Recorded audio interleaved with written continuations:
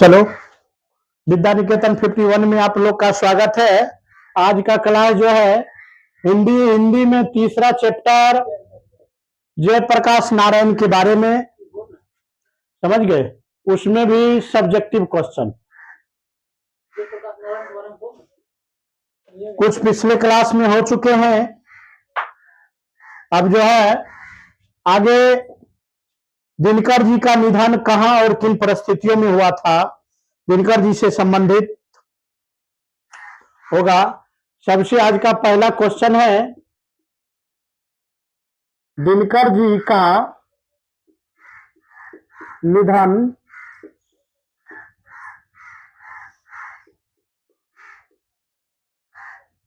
कहां हुआ था, कहां हुआ था, किस परिस्थिति में हुआ था,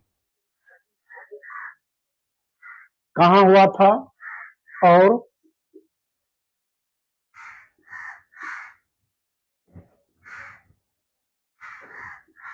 किस परिस्थिति में हुआ।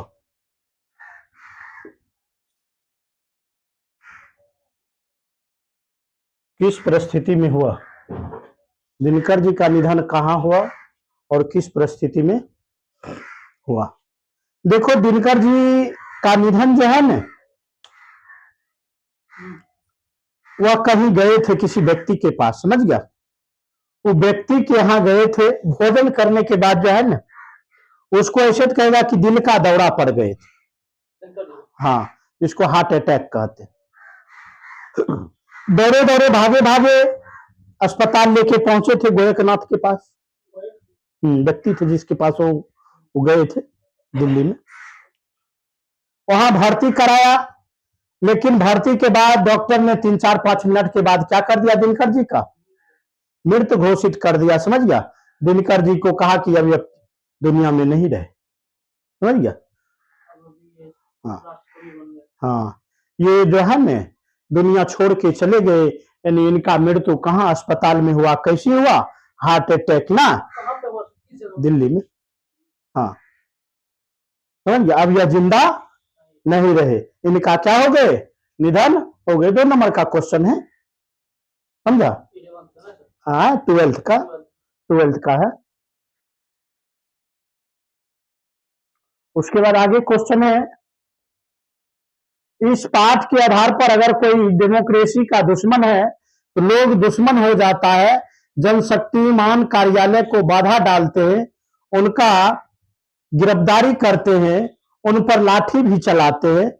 कुछ देश का लोग ऐसा भी है जो डेमोक्रेसी का दुश्मन किसे कहेंगे, हाँ, डेमोक्रेसी का दुश्मन दे, तोरे जैसे लोग को डेमोक्रेसी का दुश्मन कहेंगे। जैसे ये संस्था भी इसके कुछ हाथ में, ये संस्था का नजमीबारी ले रहा और जो है क्या, इसको धूमिल करने का प्रयत्न में लगल है, लेकिन उसको लग रहा है कि नहीं हमारा बहुत बढ़िया काम हो रहा, समझ गया। हाँ, समझ गया। तो दूसरे व्यक्ति का अगर जगह पर जरूरत नहीं है, बर्बाद करल पड़ल है, तो वैसे ही व्यक्ति जो है देश में कब होता है, चाटुकर्ता करे वाला, समझ गया, अपना चपलूसी करे वाला, समझ गया, अपना दिनचर्या खराब करे वाला, वही व्यक्ति जो है ना, ओकरा भरोसा नहीं रहता अपना जिंदगी को ना अपना देश को। जिस प्रकार एकरा भरोसा नहीं है, एकरा मन में के दू चले ना चले, उससे क्या हटा, हाँ चलेगा, बाद में देखा जाएगा। कम से कम हमार काम ना बिगड़े, हमार काम ना बिगड़े, ना बिगड़े। ऐसा हम सोचते तो वीडियो हमारे टाइम पर कैसे अपलोड करें। अरे वो तो मजबूरन बस हो जाता है। आप फिर जागेगा आएगा 59 मिनट, सुबह 5 बजे 59 मिनट, उसके बाद फिर कितना बजे टाइम मिलेगा, फिर उतना बजे कैसे करेंगे। तो सब चीज जोड़ते जाना, जोड़ के ना ले लेना, समय ले लेना, और तो और जो हाँ, समय भी मिल जाएगा, समय नहीं लौटा सकते, समझ गया। हाँ, तो और जो आर्थिक हनन होगा वे, हाँ, तो और जो मानसिक थकावट होगा वे सबको हम वापस कर देंगे एक दिन, हम कह रहे हैं, हम चुका देंगे। हाँ, आप बोले कि हम चैनल कुछ तुम अच्छी नहीं करा, एकदम नहीं कर रहा। 100 में तो इधर सुन, 100 में ने तो 30% ध्यान दे रहा इसमें। अभी 100 में तोरा कम से कम तोरा पर्सनल जो है ना इतना ध्यान देना चाहिए। इतना नहीं हो देता ना चलता, लेकिन इतना ध्यान। कोई अवैध चीज इस पे ना कोई मैसेज करे, ना इस पर कोई अवैध चीज हो, ना इस पे अवैध चीज काम हो। और कर बाद एक करके ना जो है से आगे बढ़े। कैसे चल कह ना 100 में 70% जो है सो जिम्मेदारी रहना चाहिए। हैंडल करना तो और काम था। हाँ समझ गया। लेकिन अब वो जिम्मेदारी खुद को लेना पड़ रहा। वो तो चीज अपाहिज है जिस वजह से हम उसको नहीं पकड़ रहे, अपाहिज है। नहीं तो ये स्थिति में हम पकड़ लेते, ये स्थिति में पकड़ लेते। अभी तो नहीं कहे जे इतना में जो है इतना ध्यान, बस इतना पर, बस इतना पर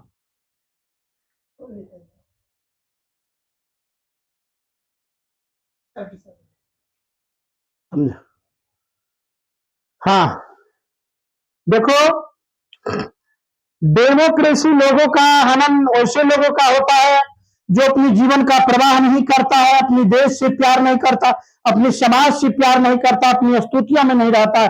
वह क्या करता है, अपना रोटी सेकने के लिए अपन खिलाफ कर देता। समझ गया। अब जना तोरा केकरो से कम ले पराख हमर बुराई कर देगा तो और कम बन जाएगा वजह। हाँ दो कैसे रहेगा, क्या रहेगा, ये रहेगा, चापलूसी कर देगा। ये डेमोक्रेसी का हनन कहता है, ये डेमोक्रेसी का इसको दुश्मन कहा जाता।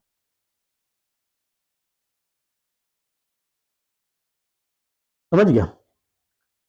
देखो आज अगला क्वेश्चन है, आजकल जो है कि नीतियों के बारे में, भविष्य के बारे में जयप्रकाश नारायण ने क्या कहा था। जयप्रकाश नारायण ने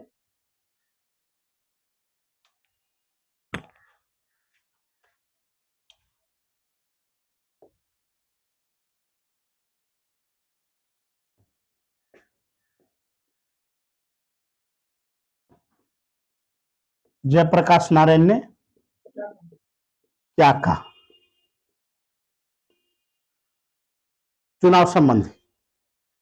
जयप्रकाश नारायण ने चुनाव संबंधी क्या कहा था।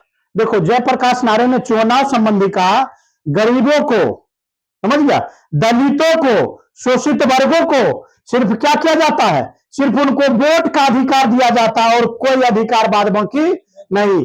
चाहे न्याय का भी, सामाजिक न्याय हो, चाहे स्वतंत्रता का न्याय हो, चाहे धार्मिक न्याय हो, चाहे कोई प्रकार का न्याय हो, उसे न्याय नहीं मिलता, न कोई मुआवजा मिलता है, न कोई हक हुक का चीज मिलता है।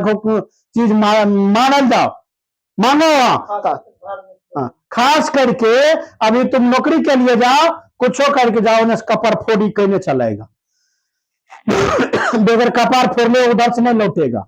समझ गया। इसलिए कहा वैसे नेता को देश में नहीं चुनिए या वैसे लोगों को नेता नहीं बनाइए जिससे अपना बागडोर नहीं समझ सका। वो पढ़ा होगा पिछले क्लास में कि नेताजी के बारे में दिनकर जी ने क्या कहे थे। दिनकर जी कहे थे कि जानता है नेताजी के बारे में, जब नेता ढीले ढाले कुर्ते में संभर सका तो देश का बागडोर खाक संभालेगा। समझ गया। वही जयप्रकाश नारायण ने पटना में ऐलान किया था 1974 में जब छात्र आंदोलन हो रहा था, उस समय वह नेतृत्व में जो है ऐलान किया था कि हम जो है ना इस प्रकार का नियम लगाएंगे, आप लोग को मानना होगा, उस पर चलेंगे, तब हम आप लोग के साथ हैं इस आंदोलन में। समझ गया। वास्तविकता शत्रु को दूर करना होगा। समझ गया। जयप्रकाश का नीति यही था, जयप्रकाश नारायण का। समझ गया। कहना रूल हमारा होगा, नियम हमारा होगा, मानना आप लोग का होगा, उसका विरोध नहीं कीजिएगा। तब जो है 1974 में पटना में क्या किए थे, छात्र आंदोलन का नेतृत्व किए थे ना।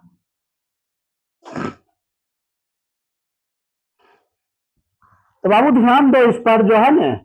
अभी देखो क्वेश्चन बैंक आ रहा है, टारगेट क्वेश्चन बैंक आ रहा है।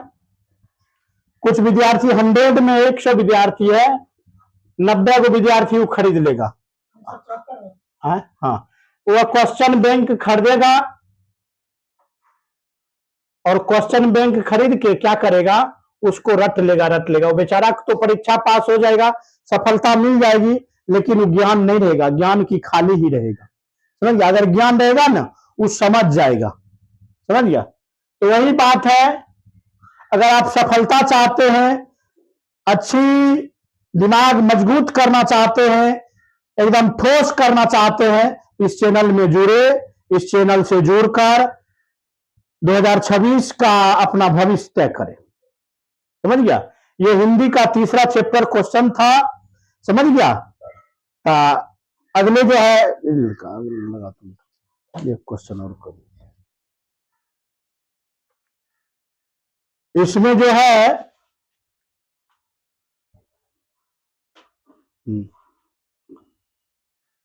अगला क्वेश्चन है पठित पाठ के आधार पर। अगला क्वेश्चन है पठित पाठ के आधार पर कहता है कि व्यक्ति से नहीं नीतियों से, सिद्धांतों से झगड़ा कार्य से होता है, झगड़ा लोगों से नहीं।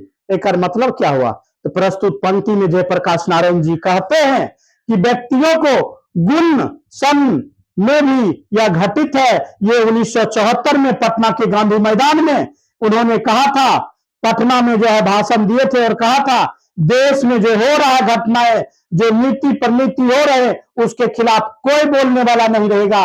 उसके पीछा जो आज का भविष्य, जो भविष्य आएगा, समझ गया, जो जयप्रकाश नारायण कह दिए थे, समझ गए कि भविष्य में कोई बोलने वाला नहीं होगा, भविष्य में ना कोई विरोध करने वाले होंगे, सिर्फ अपना जो है रोटी सेकने वाले होगा, अपना चटकर्ता करने वाला अपना काम निकला। समझ गया? और जाए इस तरह का नीति बनेगा, लोग उस नीतियों से कराह में रहेगा, कार्य गलत भी होगा, सिद्धांत भी गलत होगा, प्रिंसिपल भी गलत होगा, तब पर भी लोग बोले के लिए तैयार नहीं होगा और उस गलत नीति का विरोध नहीं होगा, अपना अकल मंद बुद्धि कर लेगा, स्वरूपी कर लेगा, उससे बच के रहना। अगला क्वेश्चन अगला है कि कम्बुक के अवसर पाए या संबोध किसके लिए है, या संबोधन ममरिक स्पष्ट करे। समझ गया? कम्बुक अवसर पाए अब संबोध किसके लिए, यह संबोधन का ममरिक स्पष्ट करे। अब देखो कहना है मां, समझ गया, मां के बारे में बहुत चर्चा किया गया, तुलसीदास ने किया था। तुलसीदास कहते हैं, तुलसीदास ने अम्मा से कहा, अम्मा मैं आपको नाम के या संबोधित करता एक शब्द आपको जनाना चाहता हूं कि इस शब्द का प्रयोग मां सीता से मैं प्रार्थना करता हूं। समझे? मां सीता से मैं प्रार्थना करता हूं कि जो है ना, या मेरी वाणी श्री रामचंद्र प्रभु जी को बता देना और मेरी अपनी ओर आकर्षित कर लेगा। तुलसी जी कहता है, हे माते कभी मुझे अवसर मिले तो मुझे श्री रामचंद्र जी से मिलवा दीजिएगा। मेरा विनती है, मेरा प्रार्थना है, आग्रह है, उनको चरण में और उसको शरण में जाने से मेरा धन्य और पुण्य की प्राप्ति हो जाएगा। समझ गया? इसलिए मां सीता माई से कह रहे हैं, ए सीता माई, समझा, सीता माई हम जो है आपकी चरणों में करबद्ध नमन करते हैं, मेरे जो है प्रभु श्री राम जी से एक बार मिलवा दीजिएगा। मेरा इच्छाएं और अभिलाषा इस जगत में पूरा हो जाएगी। आप इस जगत की मां है, आप यह जगत जननी की मां है, आप भगवान श्री राम को हम अपनी ओर ध्यान आकर्षित करा दीजिएगा। मेरा यह मर्म निवेदन है, मेरा सब चिंता कुल दूर हो जाए। तुलसीदास ने कहे थे।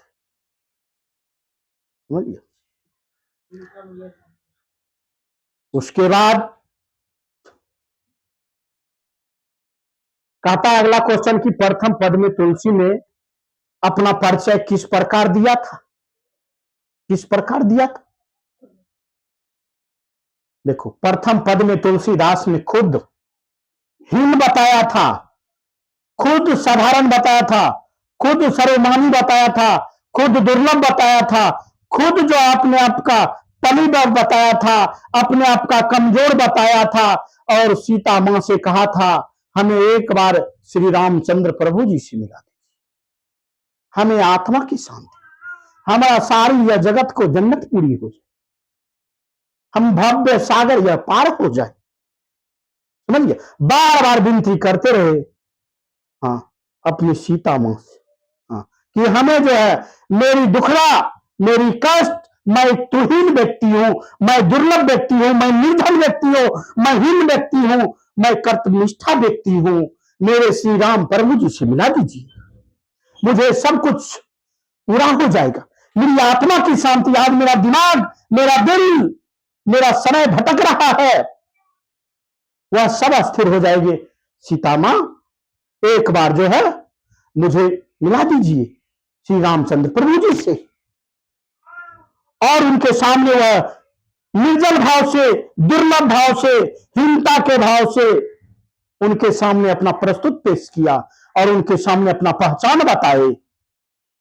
उसके बाद उन्होंने कहा मैं तो एक जलज हूं, मैं तो एक निर्जल हूं, मैं जो है किसी के सहायक नहीं हूं, लेकिन मैं कोई गुणमाला भी नहीं हूं, लेकिन मैं कुछ भी नहीं हूं, लेकिन मुझे सीता माई एक बार जो है मुझे तुलसीदास से मिलवा दीजिए, अति श्री रामचंद्र प्रभु जी से मिलवा दीजिए। तुलसीदास बार बार रिक्वेस्ट कर रहे हैं। इस प्रकार जो है उसने जब मेरे श्री रामचंद्र जी से मिलन होगा तो मेरा यह भव्य सागर पार हो जाएगा, हम जय जयकार हो जाएंगे।